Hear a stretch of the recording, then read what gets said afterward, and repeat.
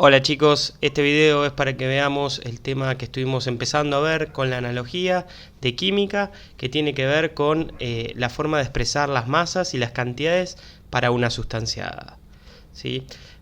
¿Qué hicimos en la anterior tarea y en el apunte que les acompaña con esa tarea?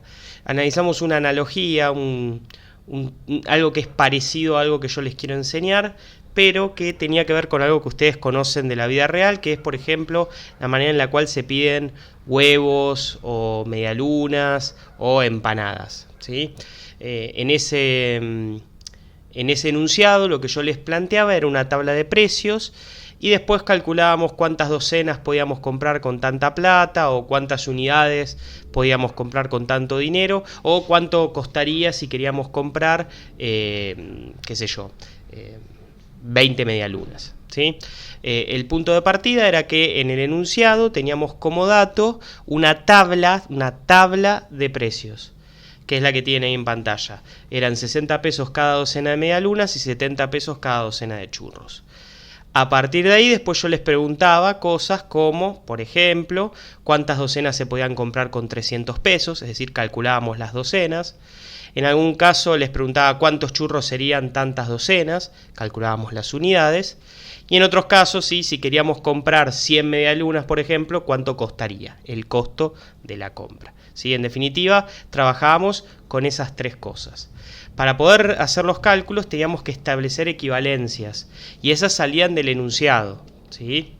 Algunas ya las sabían más allá del enunciado. Por ejemplo, todos ustedes saben que una docena equivale a 12 unidades. Y otras salían de la tabla de precios, ¿sí?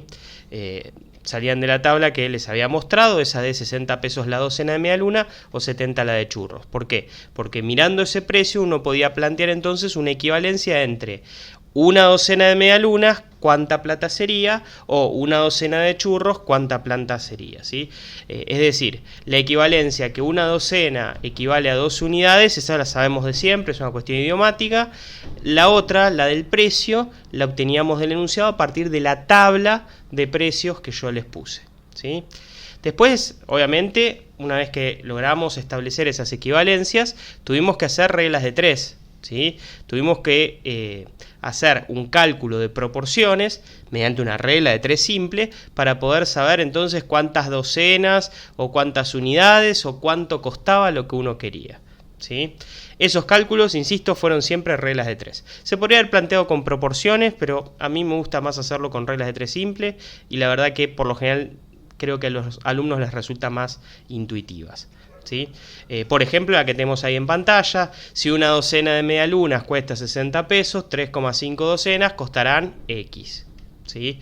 O si una docena de medialunas son 12 unidades y yo compro 5 docenas y media, compraré X unidades, ¿sí?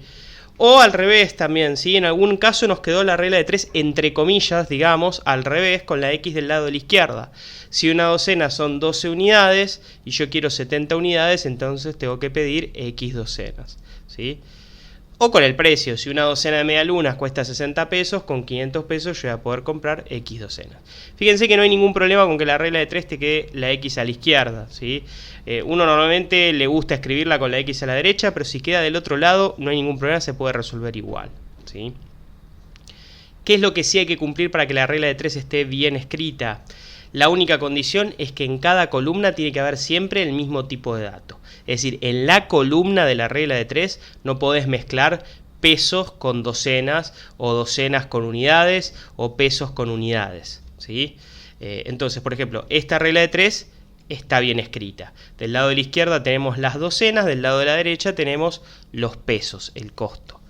Esta regla de 3, ¿qué pasa en cambio? Esta está mal escrita. Del lado de la izquierda, fíjense que tenemos mezclado porque tenemos arriba dice una docena, abajo dice 500 pesos. Son dos tipos de datos distintos. Ese 500 no puede ir del lado donde van las docenas, tiene que ir del lado donde ya estaban los pesos. Así que esta regla de 3 así, podés resolverla, te va a dar un número, pero ese número va a ser cualquiera, ¿sí? No va a tener ningún significado, ¿sí? ¿Esta regla de 3 está bien o está mal escrita? Esta está bien, tiene docenas del lado de la izquierda, pesos del lado de la derecha. Y esta esta está mal, ¿sí? Esta está mal. Del lado de la izquierda tenemos mezclados docenas con unidades, ¿sí? No es lo mismo una docena que 24 unidades. Y no me refiero a que no es la misma cantidad. Me refiero a que son diferentes magnitudes directamente, ¿sí? Entonces ahí está mal. Vos haces esta cuenta y te va a dar cualquier verdura el resultado, ¿sí? Así que ojo, siempre cuando vayan a resolver una regla de 3, antes de ponerse a hacer cuentas como locos, fíjense que la regla de 3 de una columna tenga un dato, de la otro lado de la otra columna tenga otro dato y que no estén mezclados, ¿sí?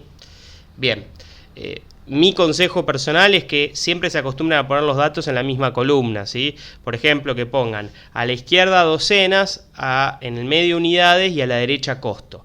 Obviamente la regla de 3 después se hace con dos cosas nada más, así que borran una de las tres, la que no tengan que usar, pero siempre acostúmbrense a ponerlas del mismo lado. Entonces, si siempre ponen en cada columna el mismo tipo de dato, después es más difícil que se confundan. Obviamente después dependerá del enunciado, dependerá de qué estemos hablando, ¿sí? Una docena obviamente siempre son 12, pero la parte del costo, por ejemplo, dependerá si hablamos de medialunas, de churros, de empanadas o de qué, ¿sí? Pero siempre respetar las columnas. Y luego usar las columnas que se necesiten, ¿sí? No siempre van a necesitar las tres, por supuesto.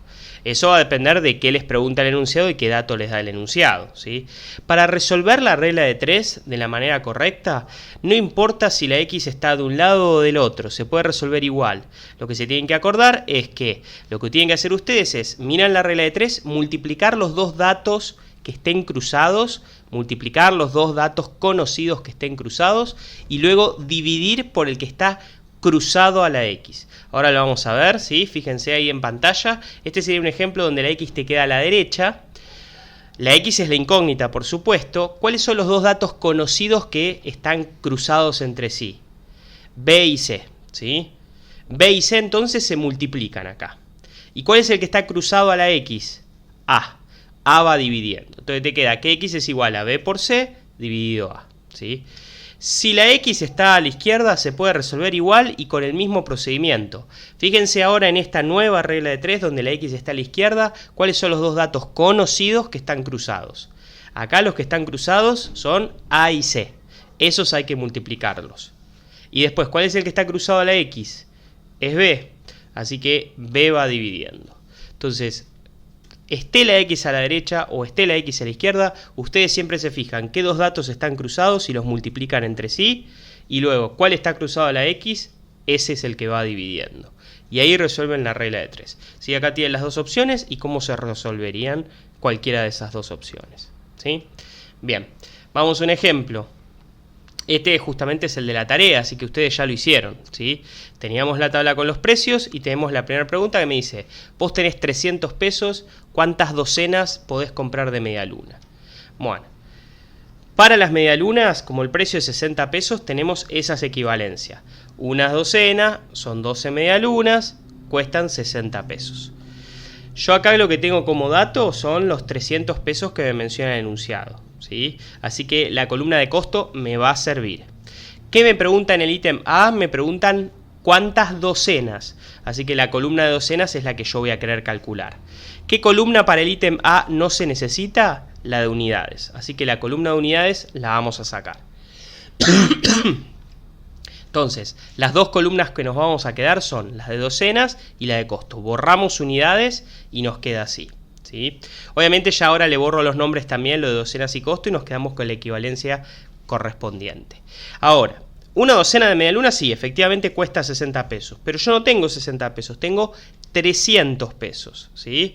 Tengo 300 pesos de acuerdo al enunciado. Así que, ¿cuántas docenas voy a poder calcular? X. Fíjense que el 300 lo ubiqué en la columna del costo. No quedó debajo de las docenas, porque eso estaría mal, estaría mezclando docenas con pesos. Quedó debajo de la columna del costo, ¿sí? Si yo hubiera puesto el 300 acá, para que la X me quede a la derecha, que es la tentación que siempre tenemos, si pongo el 300 acá, estaría mezclando 300 con docenas. ¿Sí? 300 pesos con una docena, y ahí estaría mal la regla de 3. El 300 tiene que ir en la columna del costo, con lo cual en esta regla de 3 la X quedó a la izquierda y no hay ningún problema con que quede a la izquierda, se puede resolver igual. ¿Cómo se resuelve? Bueno, me fijo cuáles son los dos datos que están cruzados, ¿sí? Los dos datos que están cruzados, en el ejemplo sería A y C.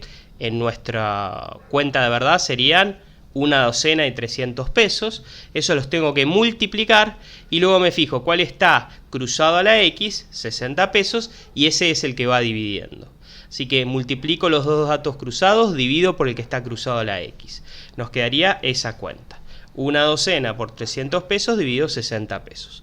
En esta cuenta sí se puede simplificar la unidad pesos, porque está arriba y abajo y es una multiplicación y división, así que se puede simplificar. El resultado me va a quedar entonces en la única unidad que sobrevive, que es docenas. Estamos calculando justamente cuántas docenas puedo comprar. Si hacemos la cuenta me da 5 docenas y ahí respondí el ejercicio, ¿sí? Entonces, en este primer ítem A me quedé con la columna de docenas y de costo. Puse el dato del enunciado, que eran los 300 pesos, en la columna adecuada y luego resolví la regla de 3, que en este caso era con la X a la izquierda, ¿sí? Bien, volvemos a nuestro punto de partida porque ahora vamos a hacer el ítem B. En el ítem B me preguntan cuántas unidades tengo de medialunas con esos 300 pesos. Me voy a quedar otra vez con las columnas que necesito, que son las de unidades y la de costo. Para el ítem B la de docenas ya no la necesito, de hecho ya la usé y ya la calculé. Entonces borro la parte de docenas, borro los nombres y me quedo con la equivalencia que me interesa. 12 medialunas cuestan 60 pesos. Yo tengo 300, nuevamente lo pongo en la columna de costo, en la columna adecuada, y entonces me queda la X a la izquierda. Resuelvo, había que multiplicar cruzado, dividir por lo que está cruzado a la X. Otra vez me pasa que puedo simplificar los pesos y obtengo la respuesta 60 medialunas, ¿sí? Lo dije un poco más rápido porque es igual el procedimiento que en el caso anterior, ¿sí? Ahí pude responder A y B, ¿sí? Entonces, esto era la analogía, esto era lo que era de la vida real. Ahora volvamos a la química. Van a ver que las cuentas que estuvimos haciendo con medialunas y con churros son exactamente iguales a las que vamos a tener que hacer ahora para calcular cantidades y masas de sustancias, ¿sí? En nuestra analogía nosotros teníamos cuántas docenas comprábamos, cuántas unidades de medialunas o de churros eran y cuánto costaba. En química esas cantidades, esas docenas van a expresarse en una unidad nueva que se llama moles. Esas unidades van a ser básicamente cuántas moléculas tenemos, el número de moléculas o el número de átomos, dependiendo de la sustancia que analicemos.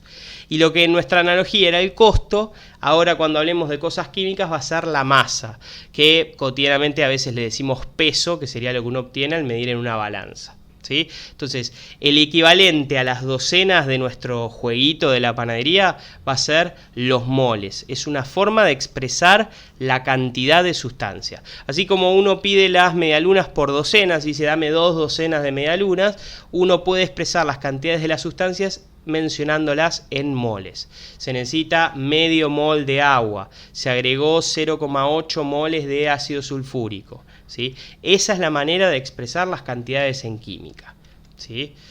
Ahí tienen ejemplos. Se hicieron reaccionar tantos moles de ácido sulfúrico, 0,8 moles.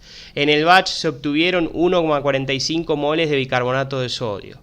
Pesar 0,25 moles de cloruro de cobalto 2, ¿sí?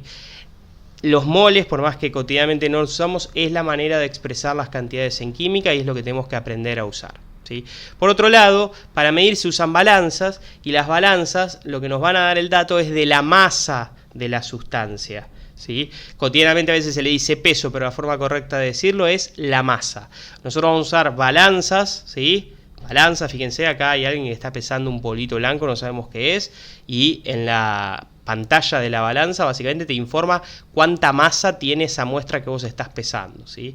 Acá lo mismo, este está pesando 5,8 gramos de, no sé, ese polvito blanco, vaya uno a saber qué es, ¿sí? Entonces, uno experimentalmente lo que puede medir fácilmente es con una balanza la masa de la sustancia y luego expresa la cantidad en moles.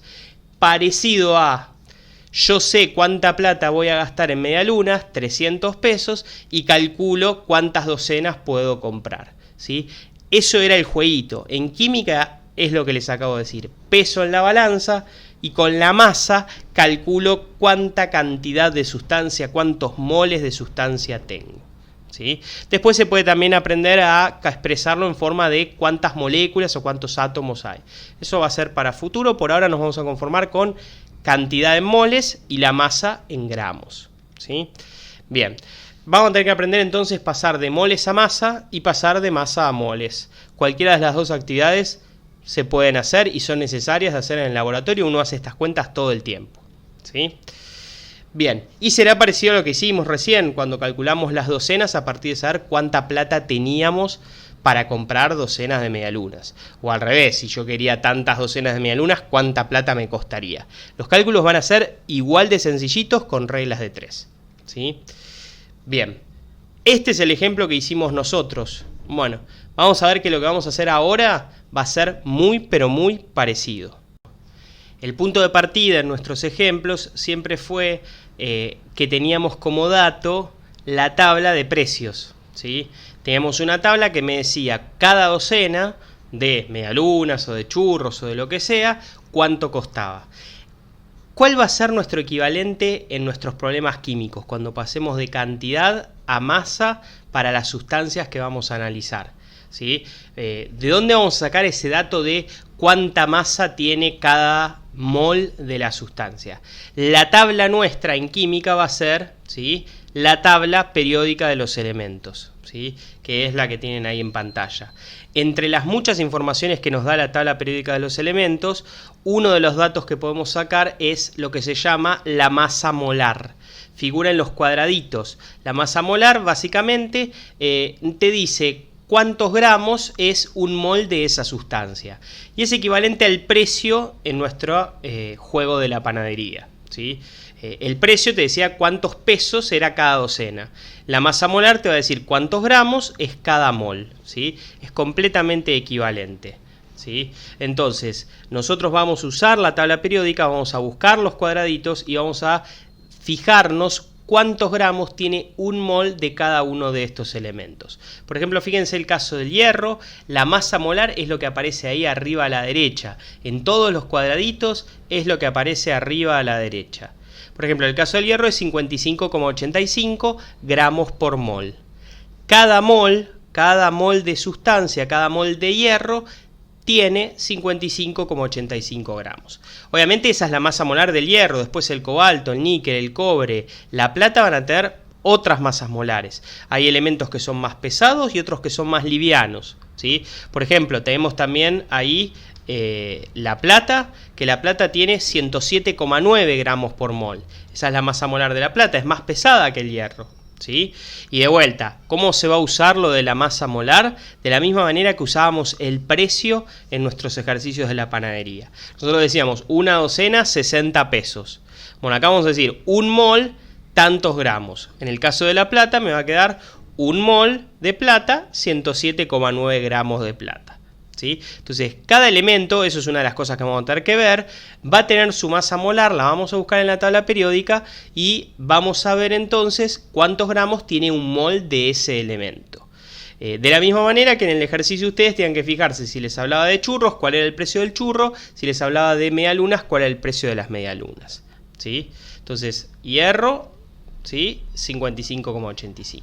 Entonces, volviendo a nuestra analogía, esa era la tabla de precios de la analogía, ¿sí? Esta sería, entre comillas, la tabla periódica para el hierro y para la plata, ¿sí? Fíjense que es equivalente. El precio era cuántos pesos cada docena. La masa molar, cuántos gramos cada mol, ¿sí? Se suele abreviar con una letra M mayúscula, ¿sí? La masa molar. Uno pone la M mayúscula y pone en el simbolito de qué elemento estamos hablando. Hierro, plata, carbón, oxígeno, el que sea necesario. Y el dato no lo adivina, ¿sí? De la misma manera que yo no les hice adivinar el precio se los puse en el enunciado. El dato de la masa molar lo van a sacar de la tabla, no es necesario memorizar nada, ¿sí? Entonces, nosotros hacíamos una regla de 3, una docena de medialunas me costaba 60 pesos, si yo tenía 300 pesos, X docenas era lo que podía comprar. Bueno, nosotros vamos a hacer algo parecido, por ejemplo, un mol de hierro tiene 55,85 gramos, porque vi el número ese en la tabla.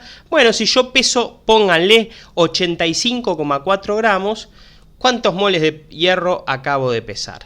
Ese tipo de cálculos vamos a hacer, ¿sí? Bien.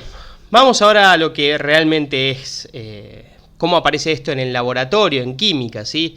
Uno básicamente cuando quiere saber cuánto hay de cierta sustancia, lo que usa es la balanza. Uno mide la masa en la balanza.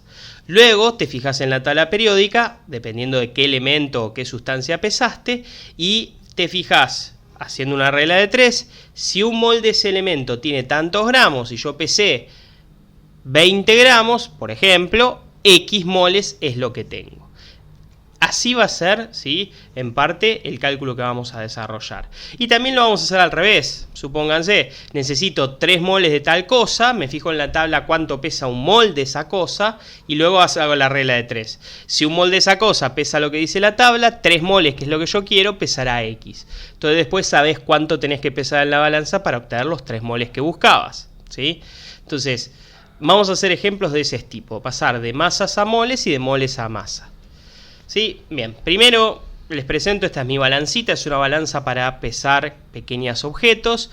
Típicamente se usa en joyería, por ejemplo, para pesar anillos y ver cuánto oro o cuánta plata tenés, ¿sí? Ahí está obviamente en 0. Y yo agarré un cable de cobre, le saqué el recubrimiento plástico, o sea, de manera de quedarme con el cobre puro. Y pesé, fíjense, 1,4 gramos de cobre, ¿sí? Así que, primer dato en este ejemplo, tengo 1,4 gramos del elemento cobre, ¿sí? Bien, nos quedamos con ese dato. Ahora, yo de memoria no me sé cuánto pesa el cobre, cuánto es la masa molar del cobre. Así que voy a la tabla periódica, busco en toda la tabla dónde está el cobre, ahí está. Busco dónde está el cobre está ahí. ¿Sí? Leo cuidadosamente el cuadradito del cobre, la masa molar es lo que figura arriba a la derecha, así que es 63,55 gramos por mol, ¿sí? Y entonces ahora hago como hacíamos con las medialunas y los 300 pesos. La masa molar me dice ¿qué cosa? Que un mol de cobre tiene como masa 63,55 gramos. Eso es lo que te dice la tabla. Un mol de tal cosa pesa tantos gramos. Ahora, yo no pesé 63,55 gramos. Si se fijan en la balanza, yo pesé nada más 1,4 gramos. Así que, ¿cuántos moles de cobre serán? X. Fíjense que respeté las columnas, gramos a la derecha, moles a la izquierda, ¿sí? La regla de 3 esa se puede resolver como hicimos en los ejemplos. Hay que multiplicar los dos datos que están cruzados, es decir, un mol de cobre por 1,4 gramos. Y dividir por el que está cruzado a la X, que ese es el 63,55. Y me queda la cuenta que tienen ahí en verde, ¿sí? ¿Puedo simplificar unidades? Sí, fíjense que tengo gramos arriba y gramos abajo, así que simplifico. Y el resultado entonces me da en moles y me da ese número. Si yo lo hice con la calculadora, me dio 0,022. Entonces, moraleja. Mi único dato de partida era que yo pesé 1,4 gramos de cobre.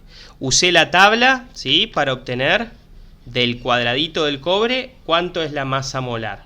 Entonces, la masa la saqué de la balanza, la masa molar la saqué de la tabla. La masa molar me dice cuánto pesa un mol, después yo me fijé cuánto tenía realmente y resolví mi regla de 3 para sacar los moles. Este sería el ejemplo 1. ¿Sí? Ejemplo 2, lo hacemos más rápido, con estaño. Hice básicamente el mismo procedimiento. Corté un pedacito de estaño, lo pesé en la balanza, tenía poquito, así que además no quería malgastar, pesé nada más 0,3 gramos de estaño. Esa es la masa. Por supuesto, tengo que ahora ir a la tabla y buscar el estaño. Tengo la tabla, busco el estaño, me quedo con el cuadradito del estaño y me fijo la masa molar. Es la que está arriba a la derecha. Esa masa molar me dice que cada mol de estaño pesa 118,7 gramos.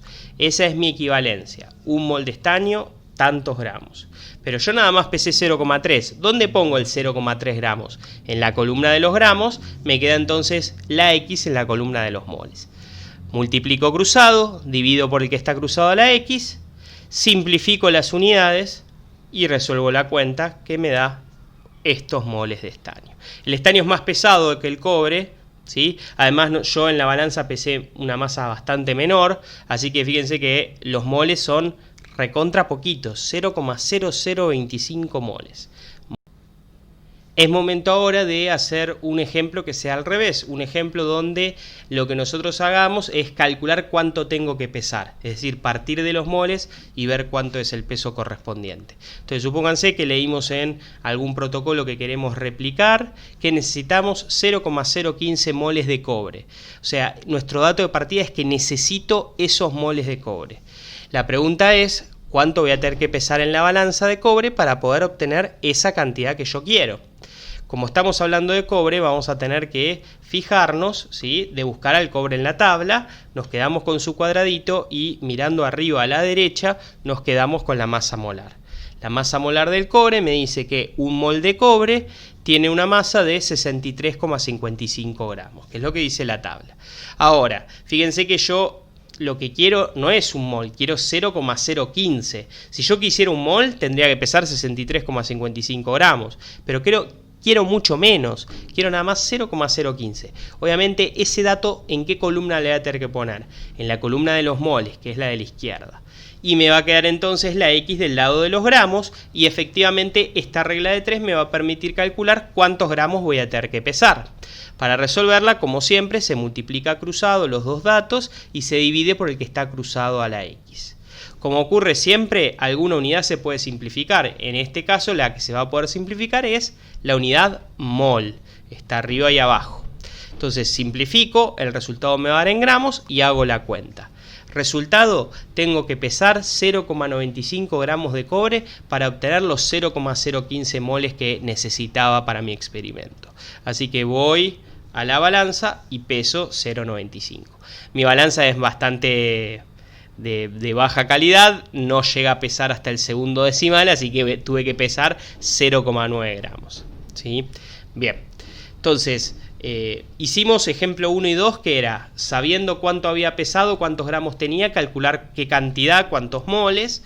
E hicimos este tercer ejemplo al revés, sabiendo cuántos moles necesitaba, calculamos cuánto pesar. Les voy a pedir que practiquen, no es necesario entregar, pero sí lo van a tener que escribir en una hoja para que les quede en la carpeta, un ejercicio de cada tipo, ¿sí? Lo que les voy a dar es también la respuesta, cosa de que una vez que ustedes lo tienen hecho, pueden chequear si les salió bien o no. Si les salió bien, perfecto, si no les salió bien, me preguntan con un comentario en el Classroom, ¿sí? Van a tener que calcular cuántos moles hay en 120 gramos de hierro y van a tener que calcular como ítem B cuánto pesan 0,5 moles, es decir, medio mol de potasio, ¿sí? Cuántos moles hay en 120 gramos de hierro y cuánto pesan 0,5 moles de potasio. Necesitan, por supuesto, la tabla periódica, ¿sí? Ahora en la próxima diapositiva se las voy a poner, ustedes pueden pausar y pueden fijarse, ¿sí?, cuál es la masa molar del hierro y del potasio. Si no lo pueden ver en la tabla periódica porque no lo llegan a ver, pueden buscar en Google, ponen masa molar hierro y seguro les va a dar la respuesta, o masa molar potasio y le va a dar la respuesta, quédense tranquilos, ¿sí? Esta sería la tabla periódica, pueden pausar el video para mirar los números, ¿sí? Bien, les doy las respuestas, cosa de que una vez que hicieron los dos ejercicios como autodiagnóstico, pueden saber si les salieron o no. Ahí tiene la respuesta del ítem A y la del ítem B. ¿Sí? Si no les salió, pregúntenme con un comentario y los puedo ayudar a ver en qué se equivocaron, ¿sí? Bien, con esto termina la explicación de moles y de masa.